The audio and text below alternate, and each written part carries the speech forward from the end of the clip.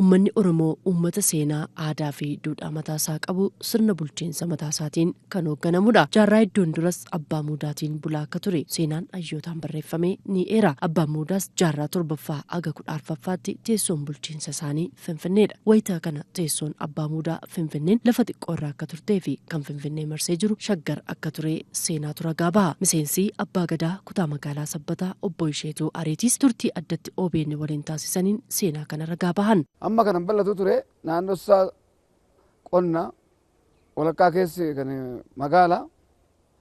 magaalli Oromummaadhaan beekamti. Oromoo urgoofti yoo san. Finfinneen teessoo bulchiinsa abbaa muudaa handhuura Oromoo giddugala abbootiin gadaa qajeelfamaa fi kallattii hojii irraa fudhatan walga'iin shanan gaayyoo itti gaggeeffamudha. Finfinneen wayita mootii Minilikiin weeraramtu gullalleen qeerraa buqqa'uun kaanis gara moggaatti baqate. Babal'ifannaa magaalattiin taasifteen uummanni Oromoo qe'eesaarraa buqqa'ee rakkoo hawaasummaa siyaasaa fi dinagdeef saaxilamee jiran abbaan gadaa Isheetuu Areetii. Sirna yeroo san jiruun fi Oromoon dhiibamee daarii irratti fe'e jechuudha. Bakkee nama jiru kun laga Harree jedhama. Laga Har maqaa biraa itti baafatee an ofii godhatee kanaa ol kan jiru immoo hora Finfinneeti kun asumaan kan jiru.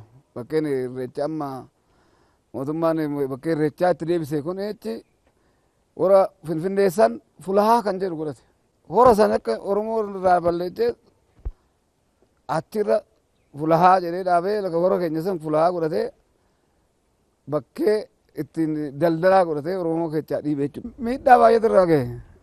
Tokkoffaan gosummaan isaa as keessaa qabee deemuudhaan maqaan Oromummaa as keessaa dhabamuudhaan qabeenya irra kan maqaanuu hin dhabame.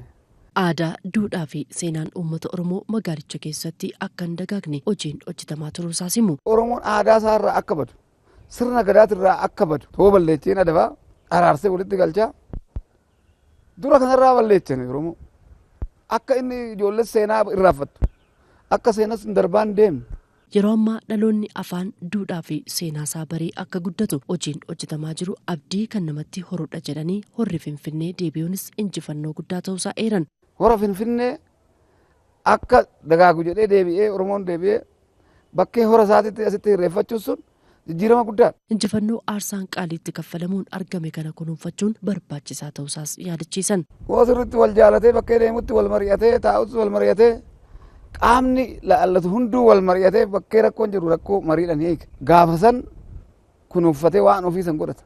Qonnaan bultoota Oromoo naannawaa Finfinneetti dhiibbaa sirnoota darbaniin dinagdeen isaanii miidhame bayyaannachiisuuf xiyyeeffannaatiin hojjetamuu akka qabu siman. Amma qabeenya inni qabu kanarratti mootummaan deeggaree liqii kennee fi baankiidhaan wal qunnamsiisee qotee bulaadhaaf ijoollee qotee bulaatiif Oromoodhaaf beekumaan hordofee gorsaan hordofee maatiriyaalii dhiyaatu kennee fi akkasitti bira deeme mootummaafis gaachana ta'aa fi ofiifis immoo faayidaa argataa.